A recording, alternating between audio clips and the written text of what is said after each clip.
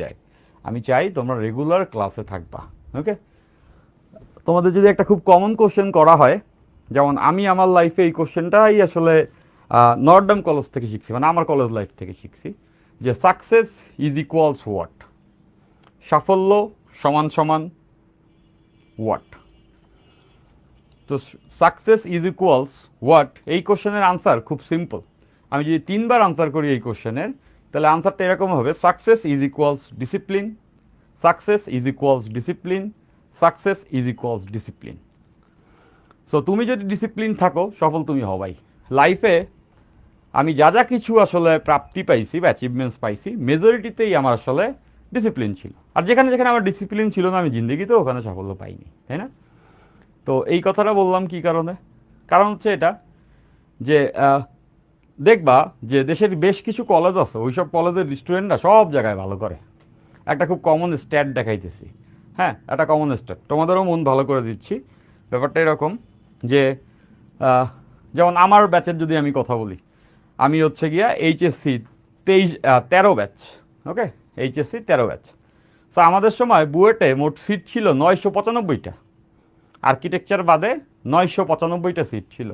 তোমাদের একটা স্ট্যাট দেখে যে আমি যে ব্যাচের স্টুডেন্ট ছিলাম, ওই ব্যাচে বুয়েটে আর্কিটেকচার বাদে সিট ছিল 995টা।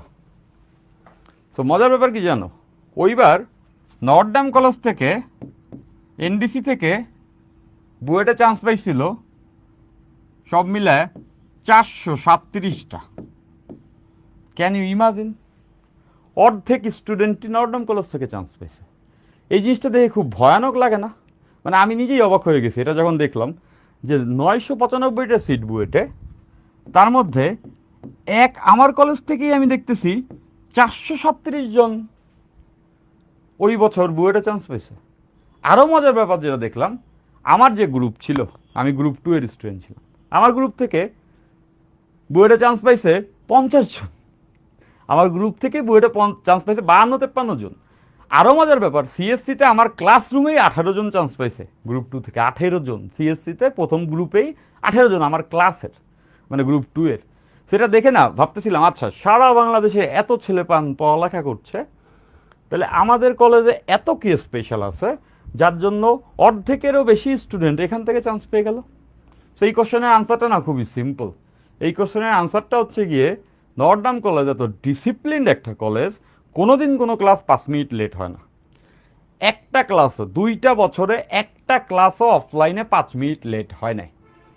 সো এমন একটা অবস্থা, প্রথম দিন টিচার এসে বলতেছিল, আমার মনে আছে, আমি বরিশাল জিলা স্কুলে পড়ছি, স্কুল লাইফ ছিল, কে কে আছো জিলা স্কুলে কমেন্ট করতে পারো। জিলা স্কুলের লাইফটা কীরকম? স্কুলে কোনো পড়ালেখা নেই, তাই না? স্কুলে যাই, মজা মস্তি করি, চলে আসি, কোনো কোনো দিন স্কুল পালাও চলে আসি, এবং হচ্ছে পড়ালেখা সব স্যারদের বাসায়। সরকারি স্কুল মানেই তো এরকম, তাই না? জিলা স্কুল তো এরকমই, স্টুডেন্ট সবাই ভালো, বাট ক্লাস ক্লাস কিছু হয় না। স্যাররাও আছে বেশ মজা, আইসা অনেক জ্ঞানের গল্প টল্প দেয়, পরে ক্লাস ক্লাস নেয় না আর কি। তো এবার আমি মনে আছে যে আমি যখন প্রথম দিন ক্লাসে যাই নর্থডাম কলেজে, সো আমি এরকম মাইন্ডসেটেরই ছিলাম যে পড়ালেখা নিজ দায়িত্বে করে নিব, ওই কলেজের টিচার হয়তো বা অনেক জ্ঞান ট্যান দিবে প্রথম কয়েকদিন, এবার খবর থাকবে না। সো আই স্টিল রিমেম্বার প্রথম ক্লাস হচ্ছে কেমিস্ট্রি, বিপ্লব কুমার স্যার, যারা নর্থডামে আছে চিনে থাকবা। তো বিপ্লব স্যার আসছেন, একদম জাস্ট টাইমে আসছেন, এসে বলল যে তোমরা সবাই 2টা করে খাতা মেনটেন করবা, আর হচ্ছে গিয়া আমি প্রত্যেক লেকচার আমরা যেন তুলে রাখি। তো ভালো কথা, প্রথম দিন পড়াচ্ছে, আমি লেকচার তুলতেছি কেমিস্ট্রি, আর ভাবতেছি যে এই যে প্রথম দিন লেকচার তুলতে বলতেছে, লেকচার তুলতেছি, দ্বিতীয় দিনে হয়তো বা তুলবে, এক সপ্তাহ যাওয়ার পরে স্যারই ভুলে যাবে আসলে কি পড়াইতেছিল, আইসা হয়তো জিজ্ঞেস করবে কি পড়াইছিলাম কতদিন, এবারে যা একটা আধারে পড়াই দিয়ে শেষ করবে। তো ওই খাতাটা তো মেনটেন হবে না, দ্যাট ওয়াজ মাই এক্সপেকটেশন। সরকারি সরকারি স্কুল থেকে আসলে তো এরকম এক্সপেকটেশন ছিল। তো আমি অবাক হয়েছি যে 2 বছরে স্যার কোনোদিন 1 মিনিট লেটে আসেন নাই, সেটা তো গেলই, পাশাপাশি জিন্দেগিতে আইসা আমাদের কারো কাছে জিজ্ঞাসা করে নাই গতকালকে কোন পর্যন্ত পড়াইছি। লাস্ট ক্লাসে যেখানে সে ফুল স্টপ দিছে, পরের ক্লাসে আইসা দাঁড়াই তার পরের লাইন থেকে পড়ানো শুরু। 1 দিন 2 দিন 3 দিন, 1 মাস 4 মাস 5 মাস 6 মাস, ফার্স্ট ইয়ার সেকেন্ড ইয়ার, সে কখনোই ওই লেকচার মিস করে নাই, এবং সে জানে যে কোন জায়গায় ফুল স্টপ দিছিলাম, তার পরের লাইন থেকে শুরু। তখন আমি আসলে অ্যামেজড হয়েছি, তখন আমি এটা বুঝতে পারছি যে এখানে খুবই ডিসিপ্লিনড হতে পড়ালেখা করা হয়। এবং এই যে রুলসটা, আমি নিজের জিন্দগিতে এত বেশি ডিসিপ্লিন গাই ছিলাম না, এটা ট্রু, বাট এনডিসিটা এসে আমি নিজেকে নিজে চিনতে পারতেছিলাম না। মনে হচ্ছিল যে আমি সেই মানুষ যে কিনা এত রেগুলারলি, এত নিয়ম মেনে এভরিডে পড়ালেখা করতেছি। এবং এই যে জিনিসটা, এই অভ্যাসটা প্রত্যেকজন নর্ডম্যানের ভিতরে তৈরি করে দেয়, এবং এই ডিসিপ্লিন থাকলে সে সফল হবেই। এখন আমরা তো সবাই নর্ডমে পড়ি না, তাই না? আমরা কি সবাই নর্ডমে পড়ি তাই বলে কি আমরা ভালো রেজাল্ট করবো না? অবশ্যই করব। তবে সেই ক্ষেত্রে মনে রাখতে হবে, ডিসিপ্লিন যদি তুমি না হও, রেগুলার যদি তুমি না হও ভাই, তাহলে কিন্তু তুমি আসলে ভালো করতে পারবে না। ওই যে একটা গল্প আমি প্রথম দিন বলছিলাম, যে গল্পটা খুব ইম্পর্ট্যান্ট। দেখো, জীবনে সব কিছু বারবার আসে না। কখনো কখনো দুঃস্বপ্ন দেখেছো না? দুঃস্বপ্ন দেখেছো না এরকম যে 10তলা বিল্ডিংয়ের ছাদ থেকে পড়ে যাচ্ছ, পড়তে পড়তে হঠাৎ করে একটা সময় তোমার মনে হইল যে আমি এখন মরে যাব, ঠিক তখন ঘুমটা ভেঙে যায়। আচ্ছা, এখানে একটা মজার পয়েন্ট আছে, তোমরা কি বলতে পারবা যে স্বপ্নে যখনই তুমি মরে যাওয়ার মতো একটা সিচুয়েশন হয়, তখন তোমার ঘুমটা কেন ভেঙে যায়? কে বলতে পারবা? কখনো এই স্বপ্ন আমরা সবাই দেখছি লাইফে, যে কোনো একটা দুর্ঘটনা হয়েছে, তুমি কোনো একটা বাসের তলে পড়ে গেছো, তুমি একটা বিল্ডিংয়ের উপর থেকে পড়তেছো এবং তুমি এখন মারা যাবা, ওই মুহূর্তে তোমার ঘুম ভেঙে যায় আর মনে হয় ভাগ্যিস এটা দুঃস্বপ্ন ছিল। তো এটাও বলে রাখি যে কেন ওই মুহূর্তে আমাদের ঘুম ভেঙে যায় জানো? কজ দেখো, স্বপ্ন আমাদের ব্রেন দেখে। সো ব্রেন আসলে সেই সব কিছুই আমাদেরকে দেখায় যা কিছু সে এক্সপেরিয়েন্স করছে। তো তুমি যখন জীবিত, তুমি কি জানো মরার স্বাদ কীরকম? জানো না, তাই না?